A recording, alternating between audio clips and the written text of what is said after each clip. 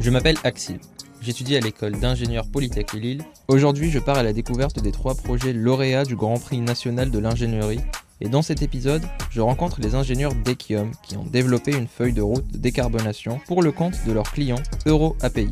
C'est Denis qui m'accueille et qui va m'aider à comprendre le rôle et l'apport de l'ingénierie dans ce projet de décarbonation industrielle. Bienvenue sur le site d'EuroAPI, le site de Vertolaye, l'un des 6 sites pour lesquels nous avons réalisé la feuille de route bas carbone dont nous avions parlé. L'industrie est responsable de 30% des émissions de CO2 en France, donc autant te dire que l'industrie a un rôle majeur à jouer dans la décarbonation globale. On va visiter le site? Let's go! Denis me présente Jean-Michel, porteur du projet côté EuroAPI qui va nous guider durant cette journée.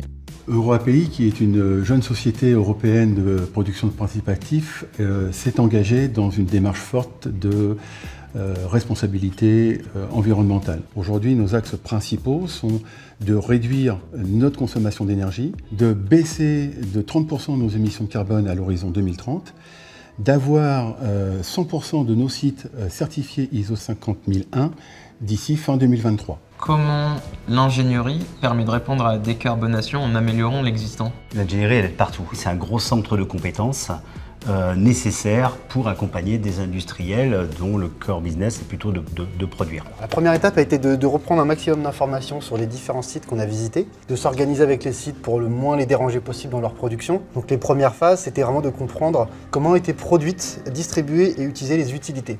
Les utilités, c'est la vapeur, l'eau chaude, l'air comprimé, donc tout ce qui est consommateur d'énergie. À l'issue des visites, on a trouvé un certain nombre de pistes pour chacun des sites, pour lesquels on a fait des études de détail, pour lesquels on a eu des échanges aussi avec les sites, pour être bien sûr que les pistes d'optimisation qu'on leur proposait pouvaient être implémentées et pour être sûr qu'ils étaient capables ensuite de les déployer sur leur site. 80 solutions qui ont été étudiées, c'est énorme, et des solutions qui sont très variées en termes de technique. Comment EuroAPI conçoit la vision de l'ingénierie et de ce qu'elle peut apporter à ce site de production? L'ingénierie, elle, permet au travers de ses expériences transverses d'amener beaucoup de nouvelles idées et d'opportunités. Sur le site, il y a plusieurs pistes qui sont en cours de déploiement.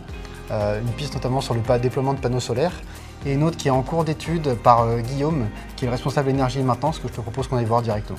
Cette solution, elle concerne des groupes froids. On a besoin de froid négatif à moins 20 degrés pour notre process. Ces groupes froids font circuler un fluide frigorigène qui part très chaud. Il est refroidi avec des dry qui viennent vraiment évacuer la chaleur en atmosphère.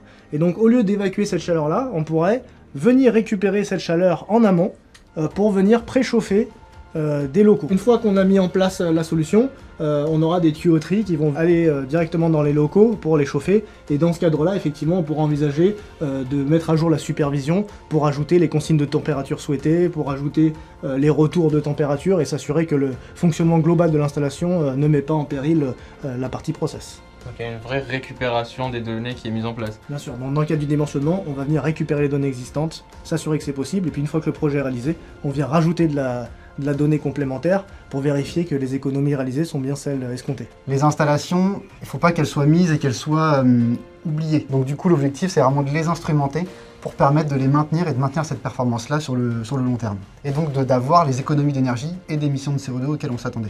Dans ce cadre, on a déjà des actions en cours. Nous avons 5 sites sur 6 qui sont alimentés en électricité renouvelable. Et nous avons déjà aussi des projets, entre autres sur le site de Saint-Aubin-les-Elbeuf, avec une production de chaleur à partir de biomasse.